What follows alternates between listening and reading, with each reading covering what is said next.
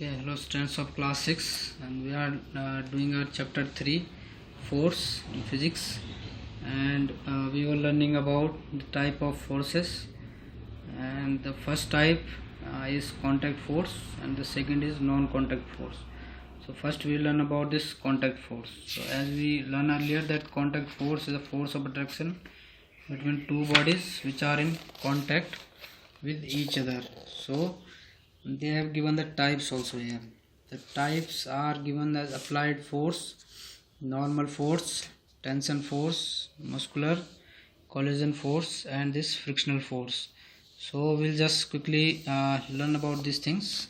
So first of all is applied force. So applied force is the force which can change its state of rest or motion by a person. Means suppose object is at rest, so by applying force we can make it in motion, or if a object is in motion we can change its state of motion into rest.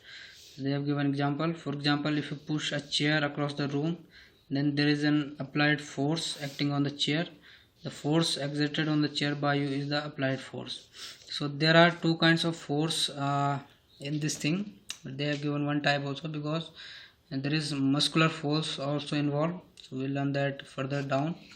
So just simply this force can change the state of rest or motion by a person.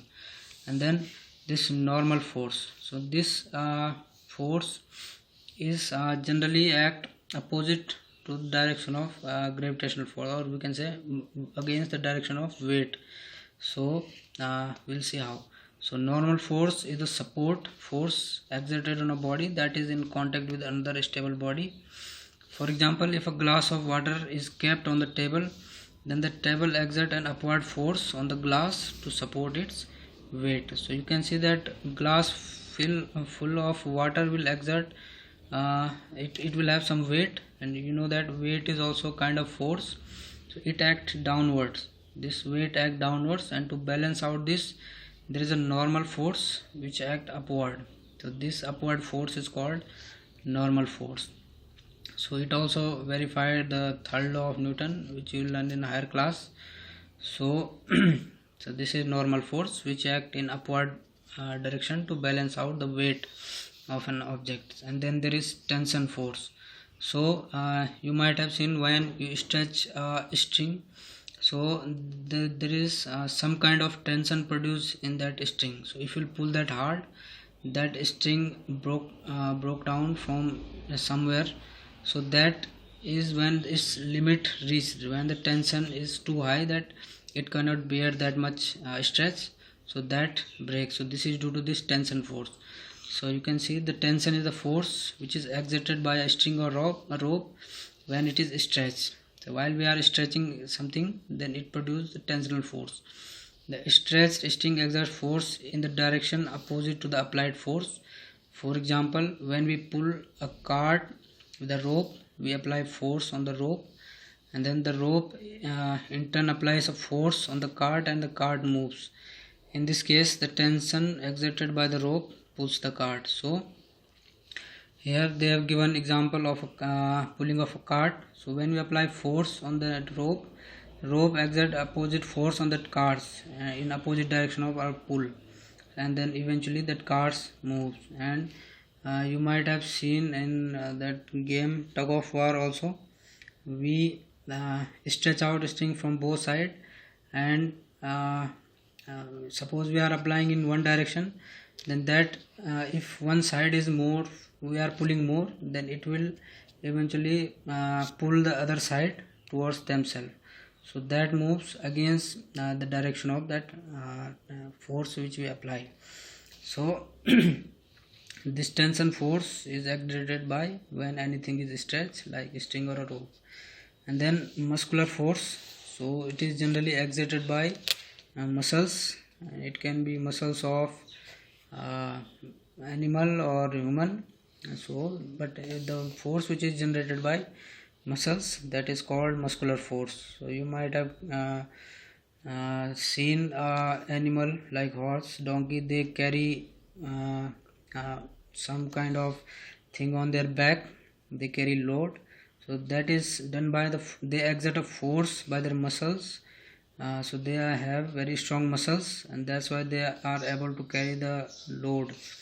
And some same human also do some small work. Suppose you might have seen uh, some people who do gym, so they lift weights. So because they generate this force, muscular force.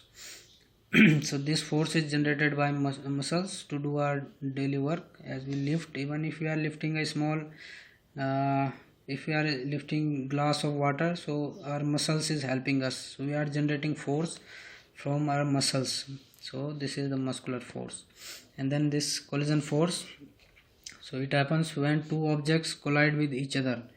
So they produce a force, and that force is called collision force. So if we are colliding two balls, so they will there will be collision force between them, and they move opposite to the direction of that force. So you can see the contact force which comes into play when two bodies collide with each other is called collision force. For example, when two cars collide, they exert force on each other. This force is called collision force. And again, its magnitude depend upon from which side the force is stronger. So it will move that object to that direction from where the force will be more. But again, due to the third law of Newton, there will be some the second object will also exert some force, and it will make that object little slide back. And then this friction, so this is important because this is in our syllabus. We learn about this force deeply, and you have to learn this thing very carefully because this force is in our syllabus, frictional force. So this force acts generally opposite to the direction of motion.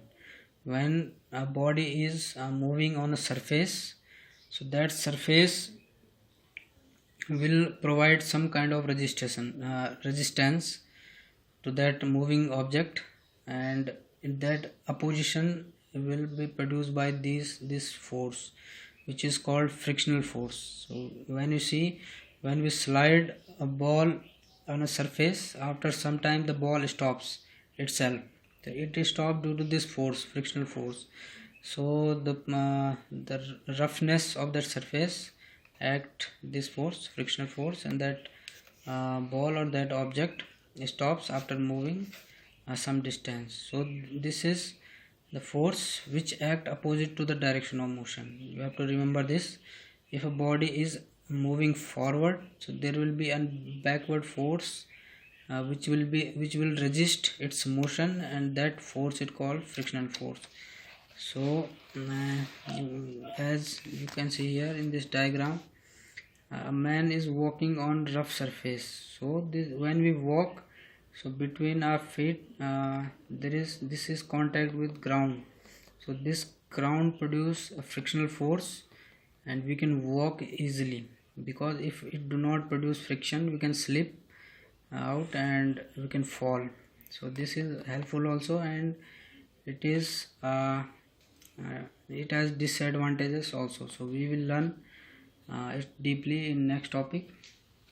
And the next force, next contact force, we had mechanical force, and this mechanical force is generated by machines.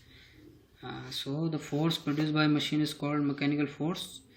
And you know that a machine do not actually exert force itself, but we need some kind of energy from outside to run that machine. It can be electrical energy, wind energy, or solar energy to run a machine. But then that work done by a machine, with the force which that machine produce, is called mechanical force. And then we have next category of force, that is non-contact force. And as we learned earlier, that it is the force category in which bodies are not in contact, but still they experience the force of attraction, and that is called non-contact force. And then we have some types like magnetic force, gravitational force, and electrostatic force. So many people get confused, many students they get confused that magnets generally they attract each other. So why this is a non-contact force? Because this attraction we cannot consider as a sure test for magnetism. Means if two objects are attracting, we cannot say that this is magnet at all, because there should be repulsion also. Then we can consider repulsion as sure test of magnetism. We will learn in higher class also, it's practical how it is, and that's why they have kept this magnetic force in non-contact forces, because a magnet has two poles, and when their like poles we bring them together, they just repel and they do not get attracted, and they move away from each other. So but still they had that force of attraction. So this magnetic force is considered in this category of non-contact force. And next force we have this electrostatic force. So this electrostatic force is force between a charged and an uncharged body. You might have seen when you rub a comb on your dry hair, and if you try to attract some piece of paper, they will get attracted. So in that case you are making that comb charge. You are then when you will rub, they will produce some kind of charge, and the piece of paper they are uncharged, and when you will bring them together, they will attract each other, and this force is called electrostatic force, which works on that on those when we rub a comb, or you might have done with any plastic material. So that is due to this electrostatic force. So it can also works like a magnet. As you can see, charge can also attract or repel each other just like magnetism. If it happen, it means if we have both charged bodies, so it will not attract. But if we have a charged body and one uncharged body, then it will definitely attract with each other.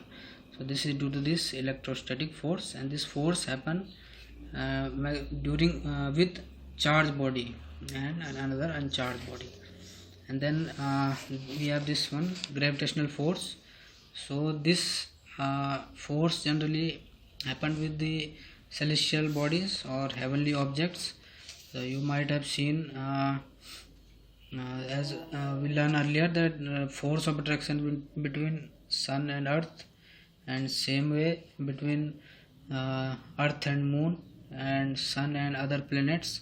So they revolve around sun, the planet like earth and Mars, Jupiter, around sun, due to this gravitational force, because sun has a very high gravitational force of attraction, and due to that they move around the sun in a fixed orbit. And there is a term also, gravity. So they both are different terms, gravitational force and gravity. Gravity is also force, but there is difference between gravitational force and gravity, because gravity acts on the surface of that particular celestial body like earth.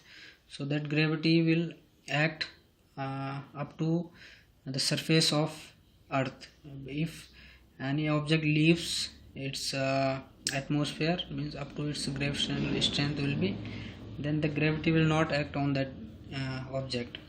Then this force will occur, gravitational force, and generally its magnitude depend upon mass of these two objects. Suppose we are talking in the case of earth and man, so mass and the distance between their these two objects. So we'll learn this in higher class also, this about this gravitational force and gravity. And